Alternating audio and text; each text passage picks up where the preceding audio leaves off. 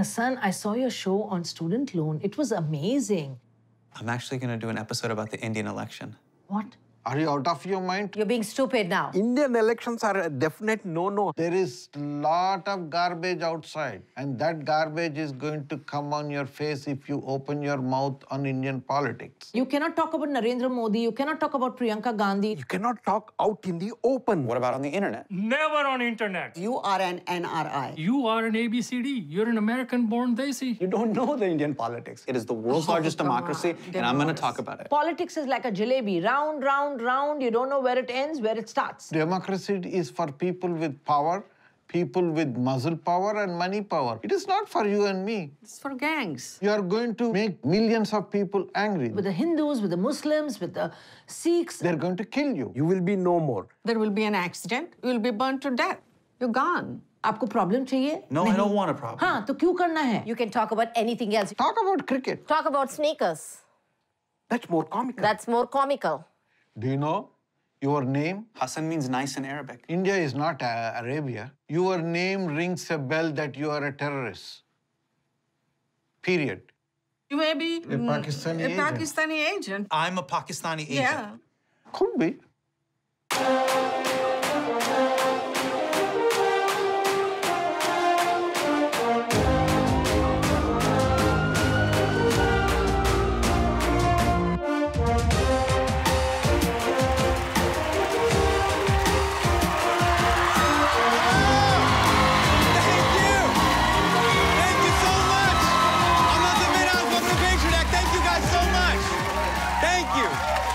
Tonight, I want to talk about politics in India. I know, I'm sorry.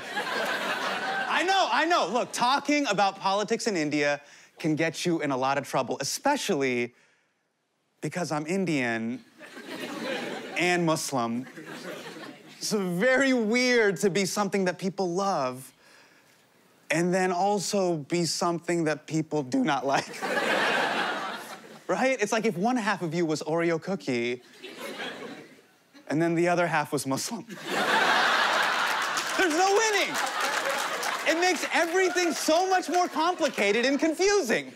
And just a few weeks ago, things got even worse after a terrorist attack in Kashmir. There's been a major escalation in tension between Pakistan and India. More than 40 people are dead after a suicide bombing rammed into a bus filled with troops. A Pakistani-based terror group has claimed responsibility for the attack. This is the most serious escalation in years between the two nuclear-armed adversaries. Kashmir has been disputed territory between India and Pakistan since 1947. And here's how controversial Kashmir is. Look, no, your eyes aren't messed up. You don't need to get them checked. That map is blurred because we were told that we could not show a map of Kashmir without Indian-approved borders, because if we did, the Indian government would likely sue us. So joke's on you, India, because Americans couldn't even find Kashmir even if it were on a map. Clearly, the stakes are incredibly high. The bombing last month was the deadliest terrorist attack on Indian forces in Kashmir in almost 30 years. India responded by sending bombers into Pakistan, which they say hit terrorist strongholds. But Pakistan reported that India missed their targets and just hit a bunch of trees.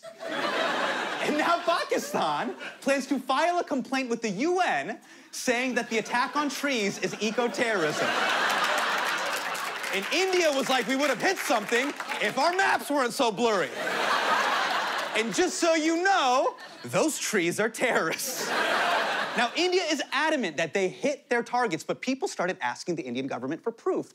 And then Indian cable news was like, release the pundits. He had nothing in mind, not his family, only the country. That I salute. No, but they want proof. Now I'm coming to that. But they want proof. Now, Navika, I was what they destroyed. No. This is a moment of celebration for India. Not at all. You are liars. You are hysterical people. Yes, people like you are a curse on this nation. Do you know that? You are a curse on this nation. You are a shameless person, whoever you are. This right here is every Desi living room talking about politics, okay? Right now, you have Indian Andy Garcia beefing with Indian Santa Claus. You're a shameful man, while Indian Nancy Grace moderates the debate. And while they're all shouting at each other, there's just some random uncle reading his Kindle. He's just like, Kashmir, Kashmir, this argument's never gonna end. I might as well get some reading done. Now, you have to understand, for India and Pakistan, Kashmir is a loyalty test. Hey, how Pakistani are you? How Indian are you? Right? And this test is coming at an incredibly critical moment in Indian politics. Good evening. Our top story on the 23rd of May, we will know who will form the next government of India. More than 900 million people will cast their votes. It's the biggest electoral show on earth. And this time, it's all about this man, Indian Prime Minister Narendra Modi. In less than a month, India will be holding their general election, and everyone is talking about whether the current Prime Minister, Narendra Modi, will be able to stay in power. But this election is about more than that. Since Modi came to power, India has grown more hostile to minority groups. Among a vocal minority, there's been a resurgence in religious nationalism, specifically Hindu nationalism. The idea that India is a Hindu nation, which completely goes against secularism, which is enshrined in the Indian constitution. And I know what you're thinking. Of course Hasan Minhaj would say that about Mother India. After all, we all know he's a spy for Pakistan.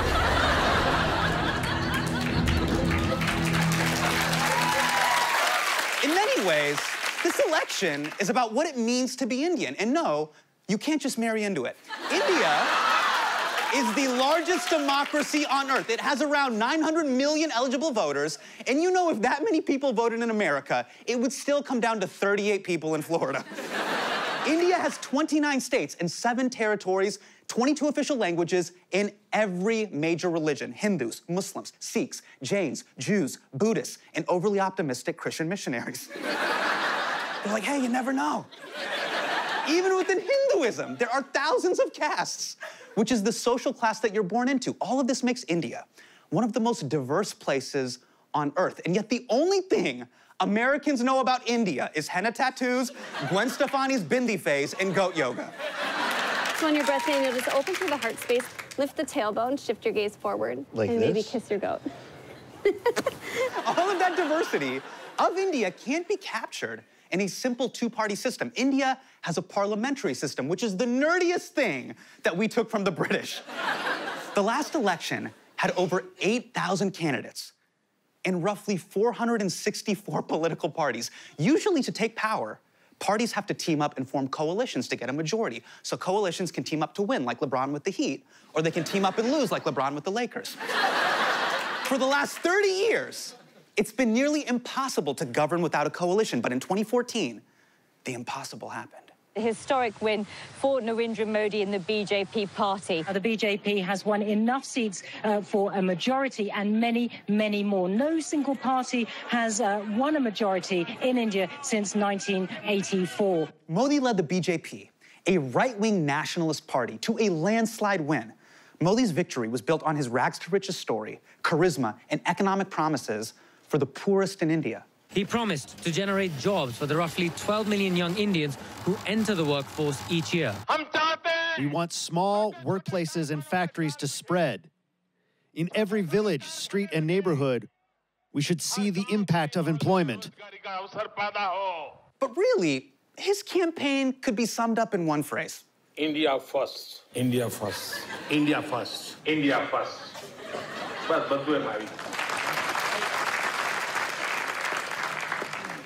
India first.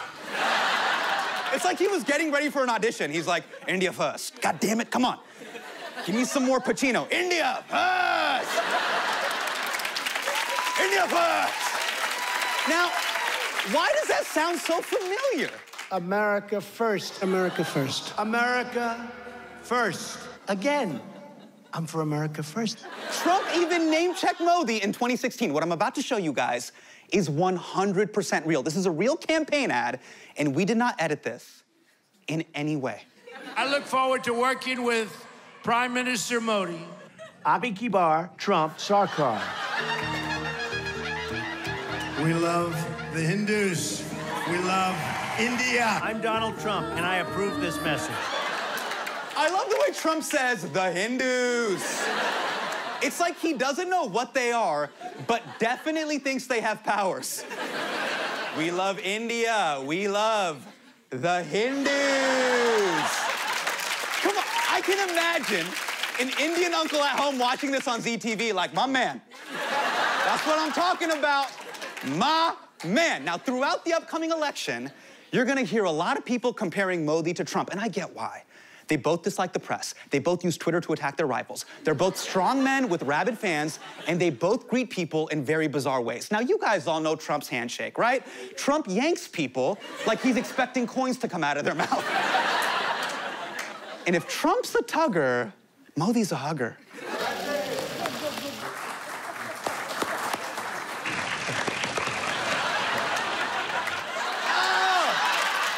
I love how Modi just holds his hand. It's so gentle. He's just like, tum paase aaye. Look at Donald. You can tell Donald's mad. He's pissed because that hug smushed the McDouble in his pocket. Like, you got ketchup on my jacket. Like, stop it. I already told you I love the Hindus. But not touching. I don't even do that to Melania. Now, ultimately, comparing Modi to Trump is way too reductive. Modi is actually an incredibly charismatic and astute politician. He gives speeches all the time, but he is the only Indian prime minister to have never held a press conference in his own country. That way, he can never be questioned about his controversies. It's like posting on Instagram, but disabling comments. And Modi has a history of saying a lot with silence. In 2002, when Modi was chief minister of the state of Gujarat, he received international condemnation for not speaking out or stopping violent riots. Now, Modi said his response was adequate, and a court agreed, but almost 2,000 people were still killed. Ultimately, Modi follows the Lil Wayne rule of diplomacy. Real G's move in silence like lasagna. Now, compare that to the man running against Modi, Rahul Gandhi, AKA India's Michael Bublé.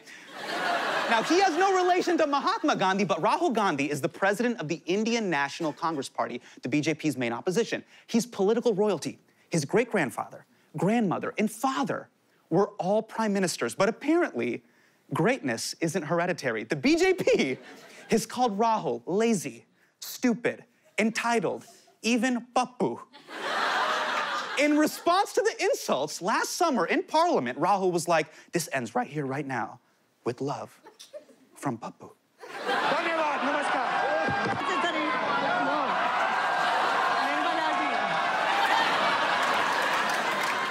Don't forget, Modi is a man who will hug anybody. Putin, Erdogan, MBS, even Mark Zuckerberg. And here Modi was like, boundaries, Rahul, please, just don't make me call HR. No one has turned down a hug that hard since Seinfeld turned down Kesha.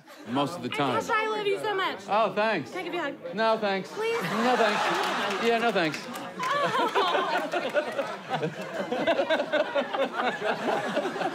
That was a nice moment. I don't know who that was. Now, the truth is, the downfall of Congress that propelled the BJP to victory started long before Rahul Gandhi, which is why I wanted to talk to both parties about what happened. But BJP officials did not respond to any of our interview requests. I don't know why. They left me on red, you guys. But Shashi Tharoor, a member of the Congress Party, did agree to sit down with us. He's also a candidate in this year's elections. I'm a member of Parliament, second term, at the lower house of the Indian Parliament. So politically, who would you be if we had to compare you to political figures in the United States? Are you like an Elizabeth Warren?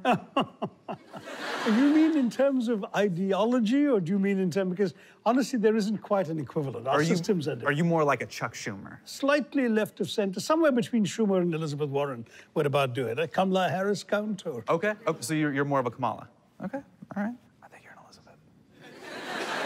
I just love the way he talks. He sounds like he's the voice of a wise moose in a Pixar movie. He's just like, Hassan, my boy, avoid the cave during monsoon season. It's quite treacherous. And I'm like, I don't know, the moose has spoken. Shashi has been very outspoken about the rightward shift of politics in India. In many ways, this coming election is about a battle for the soul of India. We've had a party in power for the last 4.5 years, which in many ways has represented a radical departure from some aspects of what India has always been seen as being about. The India that you want to see your kids grow up in is the India the people like me speak for an inclusive party that brings in people of all regions, all languages into a common platform. That's the India of the Congress Party. I know you must be thinking, wow, that sounds like an incredible vision for India. The Congress Party sounds awesome, but the Congress Party has been mired in numerous corruption scandals. There are honestly too many to go through right now, but the 2G scandal is a Hall of Famer. How about this then? $40 billion. That's the ballpark figure being put on the scale of India's worst ever corruption scandal. A former telecoms minister is one of 14 individuals, along with 3 companies, facing a variety of bribery allegations in the sale of mobile phone licenses. Just to put that number in perspective, for that amount of money, Aunt Becky from Full House could have gotten 80,000 kids into USC. This was a major scandal. Time magazine ranked it the second worst abuse of power of all time after Watergate. It's actually the second tattoo on Roger Stone's back. Now, the people involved ended up being acquitted, but the Indian courts are a whole other episode. The Congress Party has been a cesspool of corruption, so I had to ask Shashi Tharoor about it. No party has a monopoly on virtue, and no party has a monopoly on corruption. So are you saying, like in Indian politics, corruption is just everywhere? Both parties sort of have it. In India, increasingly, there is that perception. To me, it feels like describing the way HPV is. You know how it's like, hey, come on, everybody has it. I certainly hope that's not true. Okay, it's not just corruption charges that plague both major political parties in India. As crazy as it sounds, people in both parties have faced murder and other serious charges, including the wise old moose. You called into question on Twitter the motivation of the Delhi police in pursuing you, first on the question of whether you murdered your wife, and now whether you were involved in pushing her towards suicide. There isn't a shred of truth in either the charge that there was any foul play or any crime was involved in the tragic and premature death of my wife. God, it's so hard to keep the candidates straight in India. What's their economic policy? What about education? What degree of murder have they been charged with? I've got a charge that has been, bandied about against me for some years, and I find this utterly preposterous that there is no sense of any proportion or reasonableness. It feels like every single politician has some sort of relation to either a murder charge or killing. Even Suge Knight would look at Indian politicians and be like, yo, these people are fucking nuts. In any democracy, voters get the leaders they deserve. So you've got to essentially leave it to the wisdom of the voters to reject people who have credible charges and accusations against them. Great advice, Shashi. If the 2014 election was a referendum on the Congress Party's massive failures, the 2019 election is a referendum on Modi's economic promises. He promised to put Indians to work, but unemployment is the highest it's been in 45 years. We actually don't even know how bad it is because Modi's government has been accused of hiding unemployment data, which is like advertising a sublet on Craigslist with no pictures. You know that shit is shady. You're like, let me see some pics. They're like, trust me. The place is great. Then there's Modi's signature economic policy, demonetization, an attempt to get dark money out of circulation. It sounds like a good idea, but it ended up being a massive failure. Even the Reserve Bank of India was against it, but Modi did it anyway. Now, I know a lot of you guys are thinking, but Hassan, at least he tried. And let's be real. Indians, when have we ever given an A for effort? Really? You think I could go up to my dad? Hey, Abu, I got a participation trophy. I'm sleeping outside for an A-. Come on, man. The worst part of the demonetization thing is that it hurt poor people the hardest, especially farmers, who account for 2/3 of the population. Under Modi, many farmers have financially suffered. Protesters say farm incomes have plunged as produce prices have failed to keep pace with the soaring costs of key supplies. Since this deceptive government has come, we farmers are worse off. We're struggling for work and food. I got very little money when I went to sell my rice crop. How will I earn? We're making a loss. Why is Larry the Cable Guy doing voiceover for an Indian economic crisis? How will I grow my rice? In my Chevy Silverado. But it goes beyond Modi's failed economic policies. The BJP is currently trying to strip almost 4 million mostly Muslim immigrants of their right to vote in the state of Assam. If they get away with it, it will be the single largest voter disenfranchisement in recorded history. But of course, Hasan Minhaj, the Pakistani agent, ye Musalman Ladka, would come to the defense of Muslim immigrants. And to that I say, how could I be a Pakistani agent when I'm actually being paid by Qatar? Qatar is paying me oh so well. All of these things have put Modi on very shaky ground going into the 2019 elections. That was until the conflict in Kashmir reignited. The ruling Bharatiya Janata Party and other political parties are fine-tuning election strategy. Sources suggest that it will be the airstrike aftermath and the nationalist fervor around it that will form the bulwark of election campaigning for the BJP. The nuclear showdown could not have come at a better time for Modi, who is doing everything he can to project strength in the most Indian way possible. This is a new India. This is an India that will return the damage done by terrorists with interest. In classic Indian fashion, Modi had to mix revenge and finance. We will retaliate with 6% interest, and it will compound to 9%. Then we will refinance. And they're like, Abki baar, Modi sarkar. Modi is appealing to his base with his India First agenda. And at the same time, he has given new life to the Hindu nationalist movement because of his deep ties to the RSS, a right-wing organization that's the ideological backbone of the BJP. They are disciplined and determined, and their numbers are growing fast. They are the RSS, a network of volunteers who are playing a critical role in the election campaign of Narendra Modi. Some fear the RSS's ultimate goal is to force India to become less secular, more religiously Hindu, spreading its message through its daily meetings, which critics call militaristic. Accusations the RSS rejects. This is how Modi's gonna get elected? Donatello's just gonna hit a piñata? He's just like, this broom is a lightsaber.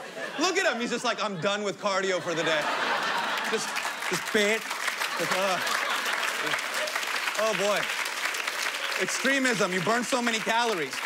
Modi isn't loosely affiliated with the RSS. For decades, he's been a card-carrying member. He spent years working for the RSS, and he's pretty open about it. I stayed connected to RSS. Since childhood, the traditions and the discipline, the hardworking nature I have, RSS had a huge role to play in that. Modi being connected to the RSS should be concerning. It's easy to laugh at the cosplay wing of the RSS, but they have some concerning beliefs. They have long relied on a book, and I swear this is the real title of the book. It's called Bunch of Thoughts. Okay, that doesn't sound like the manifesto of a radical movement. It sounds like the Medium post you write after a divorce. You're just like, I don't know, man, Carol left me. Here are a bunch of thoughts. It's a short, just 55-minute read, just leave me a comment. They've recently disavowed parts of it, and I know why. It gets pretty mind-comfy in a few parts, like when it says there are 3 major internal threats: the Muslims, the Christians, and the communists. Once again, you guys, Muslims. They're number 1, baby. Now, the RSS is extreme. They've been banned in India several times for stoking violence. The toll of religious extremism is something India has paid for in the past. A Hindu nationalist assassinated Mahatma Gandhi. Now, I know people are like, of course Hasan Minhaj, the spy from Qatar, is trying to divide India once again, but how could that be possible when I'm already being paid by Iran? Now you know why the Saudis don't like me. Hindu nationalists have been instigating a culture of intimidation and violence towards a lot of religious minority groups throughout India. Modi's most extreme nationalist supporters have routinely taken to the streets, using violence and intimidation to press their claim for a purely Hindu India. You see this trend throughout the country, but especially in the northern state of Uttar Pradesh, which will be very important in the election. UP is the most populous state in India with a bigger population than Brazil. Yeah, and it has major electoral clout. Modi is heavily pushing his nationalist agenda there, and he's doing it through one of India's most hardcore political figures, a monk named Yogi Adityanath. 2 years ago, Modi made him chief minister of UP, and some believe he could succeed Modi as prime minister, which is very scary because he's a monk with a gun. If you don't have to commit crimes, why do you have a revolver worth 100,000 rupees? Why do you have rifles worth 80,000 rupees? Yes, I have these. As a monk, my training is in both discipline and in weapons. Discipline and weapons. He's like, I like to meditate, but I also like to be strapped. Now, if you're a little confused, I understand why. This whole show, this is an interview show just shot on Judge Judy's set, and then apparently over here they just shoot Dancing with the Stars. Now remember, this is the guy who the BJP is counting on to deliver votes, and he has systematically used fear of minorities as a cultural wedge issue. Under Yogi Adityanath, the state has changed the names of places throughout the UP from Muslim names to Hindu names. And it isn't just Muslims. Violence against all minorities has gone up. Take, for example, the phenomenon known as cow lynchings. Thousands of people have taken to the streets across India to protest against rising attacks on Muslims and Dalits by vigilante cow protection groups. Cows are a holy animal in Hinduism, and vigilantes want to protect cows are targeting Muslims and a minority group called Dalits. Religious minorities have traditionally been free to farm and trade in cows. But there's been a crackdown by right-wing politicians. The tough new stance has not only fueled attacks on Muslims, but also on lower-caste Hindu Dalits. There were no reported lynchings in 2013. But since then, 46 people have been killed and 250 injured in cow-related violence. It's gotten so bad, Dalits are routinely victimized by the lynchings. And The New Yorker reported that communal violence has jumped 28% during Modi's rule. This pattern of growing religious nationalism, violence, disregard for institutions, rampant misinformation, weak and corrupt opposition, we're seeing all of this around the globe. Turkey, Hungary, Poland, Spain, Brazil, the Philippines, and now India. Democracies are backsliding, and it's not just me saying this. Indians feel that something is different. What is at stake is nothing short of the future of this country. It's not an ordinary election. If 1977 was about deciding whether India will remain democratic or not, this election is about deciding whether India will remain India or not. Something much deeper is at stake here. Something deeper is at stake. Will India remain India or not? Will India define itself through inclusion or exclusion? As the election heats up, it's much easier for candidates to exploit the conflict in Kashmir for political gain than to address the economy and deepening divisions within the country. But that doesn't make sense. We don't need the threat of nuclear warfare to flex nationalism. That's why we have cricket. We know this. Come on. We already know this, you guys. That India-Pakistan match is nuclear warfare. And look, you gotta understand, for me, I gotta be honest with you, I've always felt uncomfortable because I have Indian and Pakistani friends. And I'll be on both sides and I'll just feel like I'm in the middle. They'll be at one friend's house, Chakti India! India! Then I'll be at the Pakistani house, Pakistan Zindabad! Dil dil Pakistan, India won, Pakistan won, no, India won, no, Pakistan won. I'm like, nah, dude, the British won. And when it comes to this election, India shouldn't allow itself to be divided again. But what do I know? These are just a bunch of thoughts.